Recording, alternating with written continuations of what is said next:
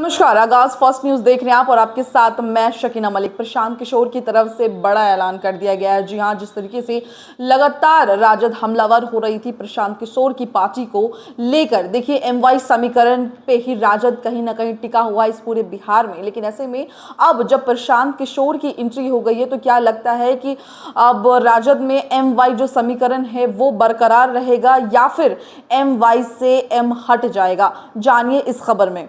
पटना के बापू सभागार में पीके बोले 40 सीट मुसलमानों को देंगे, राजद को चैलेंज। प्रशांत किशोर ने रविवार को पटना के बापू सभागार में मुसलमान समुदाय के लोगों के साथ कार्यक्रम किया। उन्होंने नई पार्टी बनाने की तारीख का भी ऐलान किया। पीके ने कहा कि 2 अक्टूबर को जन स्वराज की नई पार्टी की घोषणा होगी। 1 करोड़ कार्यकर्ताओं के साथ पार्टी की शुरुआत की जाएगी। पार्टी के सदस्यों में 18 लाख सिर्फ मुसलमान कार्यकर्ता शामिल होंगे। पीके ने बापू सभागार में मुसलमानों को लेकर कई बड़े ऐलान किए हैं। प्रशांत किशोर ने कहा कि जिसकी जितनी संख्या होगी उसके अनुसार पार्टी में उसकी भागीदारी जरूर दी जाएगी। 2025 के विधानसभा चुनाव में 40 सीट मुसलमान उम्मीदवारों को देने की घोषणा पीके ने कर दी है। प्रशांत किशोर ने बापू सभागार में राजद के एमवाई समीकरण को भी चैलेंज दे दिया।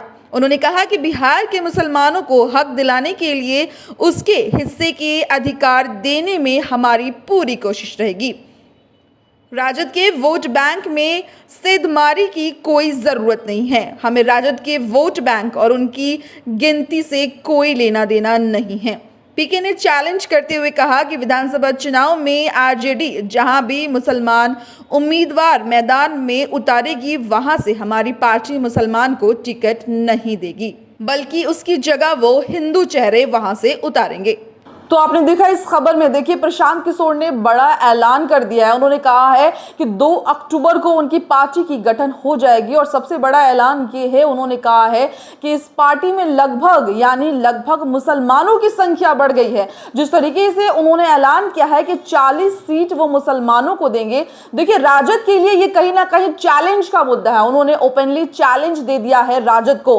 बता दें कि अब राजद में हो सकता है, ये अनुमान लगाया जा रहा है और प्रशांत किशोर द्वारा जो कहे गए कुछ ऐसे शब्द है कि अब राजद में मुट्ठी भर मुसलमान बाकी रह जाएंगे। देखिए ये बड़ा चैलेंज है राजद के लिए, यानी राजद जो कल तक राजनीति के मामले में एमवाई समीकरण पे ही राजद की राजनीति चल रही थी और अब ऐसे में प्रशांत किशोर का बिहार में एंट्री लेना और मुसलमानों का मसीहा बनना।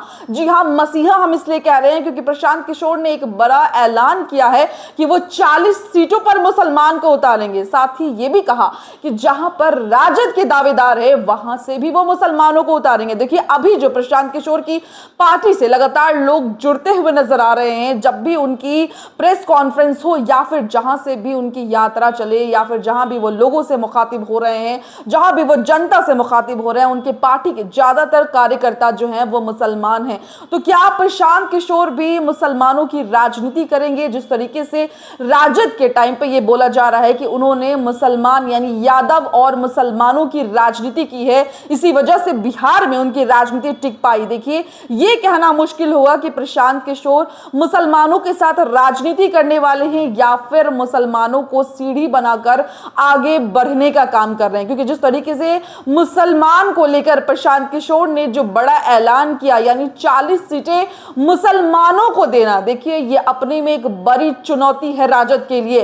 क्या अब राजद भी मुसलमानों के लिए कुछ करेगी या फिर जिस तरीके से राजद से मुसलमान टूटते बिखरते हुए नजर आ रहे हैं? जी हां, जानकारी के मुताबिक जो खबरें सामने आ रही है कि अब राजद में महज वाई बच गया है, यानी यादव, यानी सिर्फ यादव के लिए अब राजद बच गया है और मुसलमान टूटकर अब प्रशांत किशोर की पार्टी में शामिल हो रहे हैं। प्रशांत किशोर ने जो ऐलान किया है अपनी पार्टी को लेकर, 2 अक्टूबर को उनकी पार्टी का गठन होगा, उसमें उन्होंने बड़ा ऐलान किया है कि 1 करोड़ कार्यकर्ता के साथ उनकी पार्टी की शुरुआत होगी।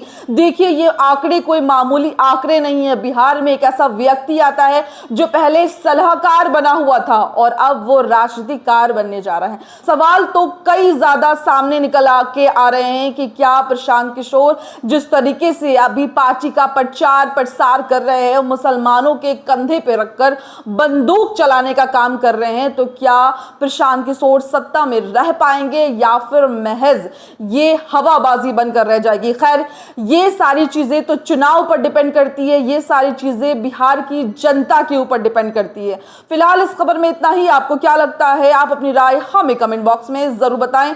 तब तक के लिए दें मुझे इजाजत। धन्यवाद।